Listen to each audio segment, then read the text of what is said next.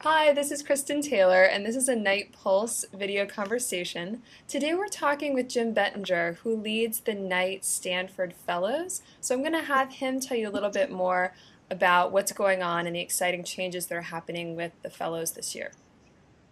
Thanks, Kristen. Well, we just announced this week that we're making some significant changes in our program, and specifically, we're going to focus much more directly on journalism, innovation, entrepreneurship, and leadership, because we think we have a great chance to make a real contribution to making journalism powerful in the future as it has been in the past. So that's the lead on our story, and we're also going to be focusing internationally much more on countries in which our fellows can have a significant impact on the emergence of a free and independent press. So those are two really big, for us, major developments. I see. And when does the application process start? For international fellows, the deadline is December 15th. For U.S. fellows, it's February 1st. So there's still some time, still plenty of time, actually. Okay. And they can go to the site to find out more information? Yes, our website, knight.stanford.edu, is the best place to start. It has actually some summaries of the changes we're making. It has application forms for international fellows. We will still this year have a paper application process, but for U.S. fellows, there will be an online application. Okay. And tell me a little bit more about who should apply. Um, who should apply? Journalists who are passionate about journalism and really want to contribute to the kinds of new forms of journalism that are going to be so important. That could mean a foreign correspondent who wants to figure out ways to use online sources or digital sources to improve storytelling. It could be somebody who runs a small website and wants to figure out ways to help independent journalists make money by doing small websites. It could be city hall reporters, it could be editors, it could be photographers, anybody who wants to contribute to the improvement of journalism, not just their own improvement, that's important too, but the improvement of journalism. And it sounds like they really need to embrace digital tools. There's an element of that, but we're being pretty careful not to say this is turning into a digital fellowship. We consider innovation in pretty broad terms. Digital is obviously a huge part of that. Online is obviously a huge part of that. But it's not the only way to think about innovation, and we're pretty resolutely focusing on innovation, not just the tools. I see. And what happens? Do they live there all year? Is that how it works? Yes, it's a 9-month fellowship. You come in, you're at Stanford University, one of the great universities in the world, in the heart of Silicon Valley, in the San Francisco Bay Area, in California. There's not a better place in the world to be for doing this kind of work. And people will do a variety of things. They will, as fellows, as journalism fellows have always done, they'll be able to attend classes at Stanford, to work with professors, but they'll also come with a particular journalism challenge or problem or opportunity that they want to work on during the year, and that they'll have something to show for it at the end of the year. We're being deliberately vague about what that means, something to show for it.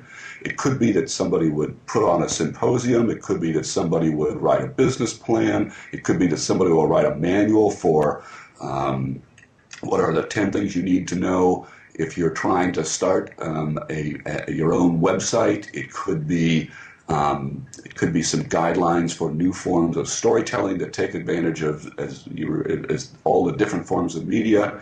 We want people to have, as I say, have something to show for it. And then the other side of that is that we'll publish that. We'll put that on the website. We aim for all of this work to be, all of these products, if you want to call it that. We're trying not to use that word, but that's to be replicable and scalable. And so we'll publish them on our website. If you put on a symposium, we'll videotape it and stream it. If you have a short paper, we'll publish that. The idea is that not only will the individual fellow be able to benefit from this, but so will others. And how many fellows are there every year? We have 12 from the U.S. and usually 8 or 9 from outside the U.S. This year there are 9. Next year we're not quite sure. Okay. And as I said, this is they get a $60,000 stipend. They get a housing allowance of up to $13,000. They get child care allowance up to $9,000. They get an equipment allowance, health care allowance. So usually fellows are being compensated sometimes more than $100,000 for the 10-month period. Wow, that sounds really great.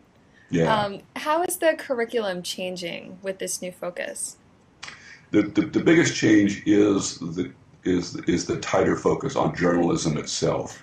In the past, we've been very much a program where individual good journalists came, spent the year at Stanford improving their own journalism. So, for instance, when I came here in the early 80s, I was a city editor, and I concentrated on 20th century U.S. history and U.S. literature because I thought those were the most analogous to the elements of journalism that I was supervising, which is reporting and writing. But somebody else who was on their way to Africa spent the whole time really studying about Africa. So it was up to each individual, it still will be up to each individual fellow how they spend the year, but the idea is that they were improving themselves and their journalism. That's still going to be the case, but we really decided we've got this really high-powered, good group of people who are concerned about journalism. Let's put them to work thinking about solving these problems, because it just seems to us that not many other institutions can do that. It's really hard for the journalism companies to do that. They're strapped for cash. They're strapped for people. So we really thought it was our obligation to do this, to try and solve these problems. And tell me what previous fellows in the past few years have gone on to do. They have gone on to win Pulitzer Prizes. They have gone on to win national Emmys. They have gone on to become editors of newspapers. They've gone on to become Washington bureau chiefs. They've written books. I guess the hallmark, I would say, of all of them is that they have done better work, markedly better work, after they left here than before they came, and it's largely because of some of the tools and resources that they got while they were here. And do they take classes together with their cohort? No, well, I mean, some of them may end up in the same classes, but there is no one class. We do put on a series of seminars just for them, and we will continue to do that. We also do workshops. We do workshops in video and podcasting and social networking. In leadership, in anything that sort of fellows want, we try and provide them by way of workshop. But the curriculum is self-directed and self-created. So people end up in the business school, in the law school, sometimes in the School of Engineering, where there's a very good design program now, in the School of Humanities and Sciences, education, wherever fellows can find a resource at the university that works for them, that's where they are. That's wonderful. Okay. Well, great. Well, we'll be checking back in with you during the year. And the website again is knight.stanford.edu. That's right. And people who are interested in the changes that we're doing could look at my blog, which is nightline.stanford.edu. I've been writing and will continue to write about what we're doing, why we're doing it, and why we think it's so important. Great. Well, thanks very much, Jim. Okay. Thank you, Kristen. Bye-bye.